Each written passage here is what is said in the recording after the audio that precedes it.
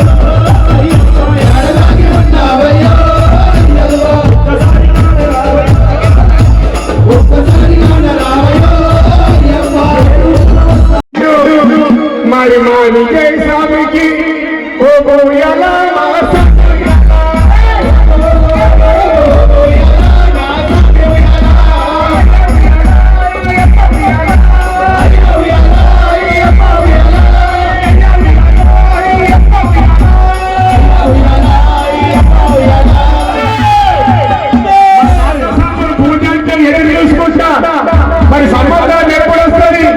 అయ్యప్ప స్వామి పూజ ఎప్పుడైతుంది? మేము ఇల్లు తాగాలి, ఎప్పుడు రావాలి, పూజ పొందాలని మా మాట శాస్త్రంగా